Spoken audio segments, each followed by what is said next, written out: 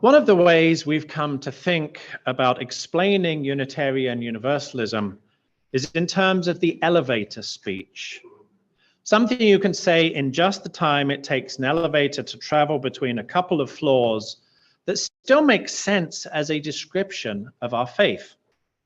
Perhaps like me, you've experienced a situation when somebody has noticed your Side with Love t-shirt or your flaming chalice pendant, or you're talking with them and mention you're a UU, and they look puzzled and ask, Unitarian Universalism? What's that?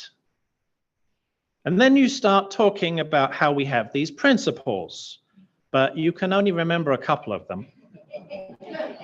So you try to describe what we do on Sunday mornings, but that sounds like any other church. Or you try to explain covenant, but then you realize you're going to mention the Puritans. Or you horrify yourself by saying something that makes it sound like we worship coffee and potlucks. Only then you realize that the other person's eyes had glazed over and they weren't really listening anyway. That's why each of us needs an elevator speech, something we know we can say quickly and coherently when someone asks us about Unitarian Universalism. I know that some of you already have such an elevator speech. If you don't, you'll want to attend the Faith Forward workshop on creating your own elevator speech when I offer it. And having more than one is okay too. Over the years, I've written a few elevator speeches. Here's one I created in a workshop some years ago. Unitarian Universalism helps us to figure out for ourselves what it is that we believe, how to thrive in community with one another, and how to live sustainably within the world we share. And here's the elevator speech I've used more recently. Unitarian Universalism is about being in right relationship with one another and with the world around us. Unitarianism is about the fact of our interdependence, that we are all in this together. Universalism is about our faith in a better future, that together we shall be well. Your elevator speech will reflect your own understanding of our faith, of course, just as mine emphasize what I think is important. For me, it's all about being in community. But that's not just about what we can give to one another. It's really about what we need from one another. Each strand in the interdependent web goes both ways, after all, and the more we rely upon it, the stronger it gets. So in this morning's service, through words and music, through story and song, let's remind ourselves that when we need reassurance and understanding, when we need appreciation and support, when we need comforting and assistance, it's our willingness to be vulnerable with one another that allows our community to see what we need and help us. Some years ago, the UUA's Southern region held an annual meeting in Charleston, South Carolina. It was one of a number of regional assemblies that happened simultaneously in different locations, in part because the Southern region covers ground from Virginia down to Florida and across to Texas. It even includes Mexico and all of the Caribbean. There's a UU congregation in the Virgin Islands. Maybe I should get in touch with their minister about doing a pulpit swap. Charleston was the closest location to us, and it's drivable from here. So Sandra, Jim, and Walter and I loaded into my car and we set off together. Now, on long journeys like this, I prefer to go with other people. We can keep one another company. We can take turns driving. We can share the costs and reduce our environmental footprint. There are a number of reasons that make going with others easier and quicker than going alone. For example, Interstate 95 goes roughly southwest from Virginia to South Carolina, which meant that as the day moved into the afternoon, we were driving more into the sun. We'd taken a break or two along the way, including a stop for something caffeinated, But there came a point when the sunlight on my face and the glare in my eyes was wiping out whatever energy I had to keep driving. So I let the others know, and we stopped and switched drivers, and I was able to close my eyes and cool down a bit as we continued on our way. If I had been by myself, I would have had to stop long enough to get my strength back. But since I was with others, we could keep going, and we made it to Charleston in good time. It's not hard to see how the lessons from geese apply when a group of people are on such an actual journey together, because it's more than an analogy. A lot of it is directly equivalent. Still, the geese have plenty to teach us in other situations, which is one of the reasons their lessons are often a part of management trainings and team building workshops. For instance, I've been part of groups of people working towards some goal, which is the only reason why the group exists. Certainly having a clear goal helps, but when a group takes the time to build a sense of being a team before getting to work, it's much more likely to succeed and to do so more quickly and more easily than if everyone just dives in and starts doing their own thing. Or there's the fact that on many of our committees here at the UUFP, including the Committee on Ministry, Sunday Services, and the Justice Committee, we're practicing shared leadership. There may be one person who's the official contact, but otherwise the chair for each meeting rotates through the committee members, allowing them to bring their own skills and capabilities to the table.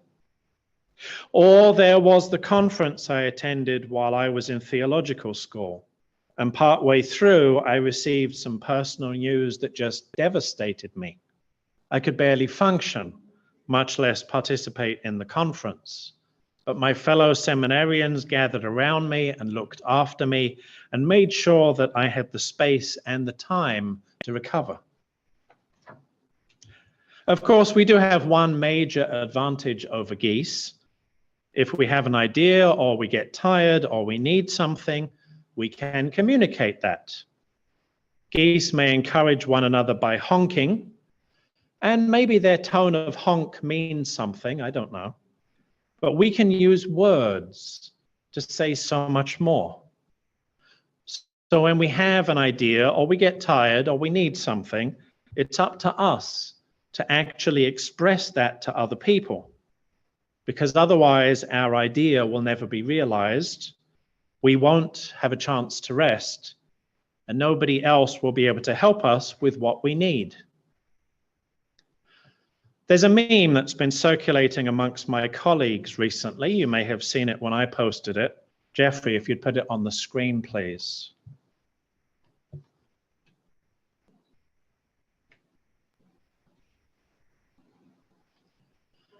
New minister warranty. It has come to our attention that the minister you received was shipped with a slight defect. They are not psychic.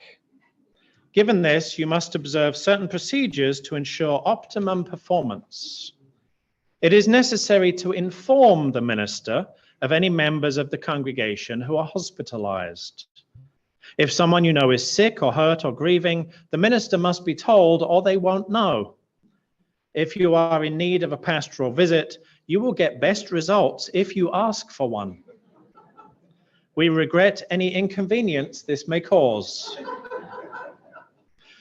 Now, this says new minister warranty, but I'm afraid it's always been true for every new minister ever, and there's no on-the-job training to become psychic either.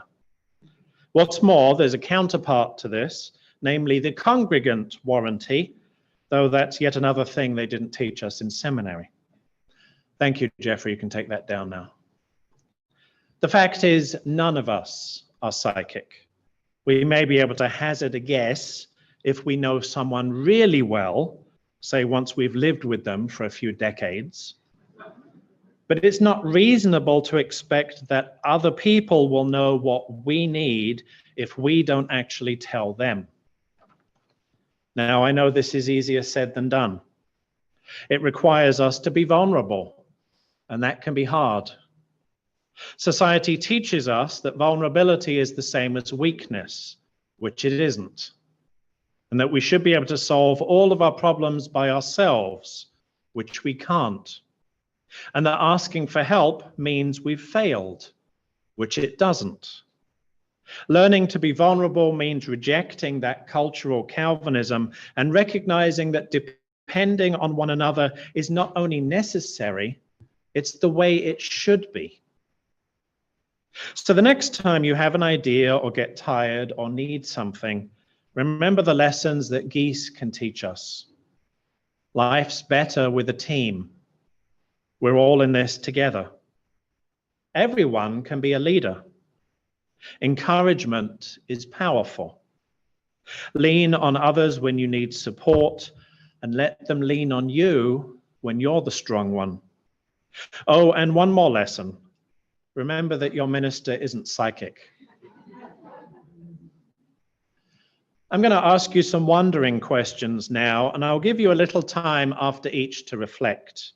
Jeffrey, please put each question on the screen as I read it. I wonder how we can be a shelter for each other.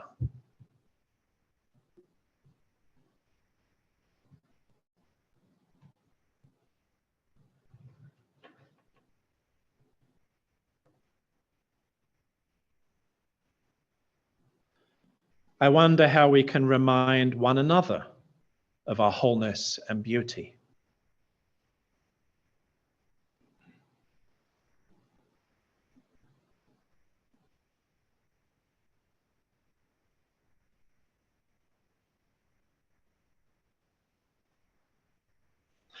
I wonder what we each need to learn from this community.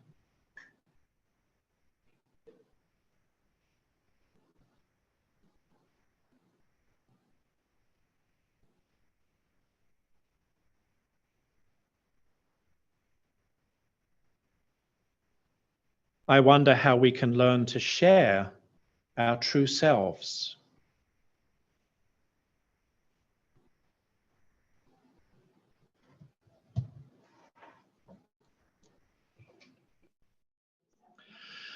Over the last year and a half, our fellowship circles have been working through the 5 stages of community building. Now, in spite of that title, this isn't a program of specific things to do that builds a community.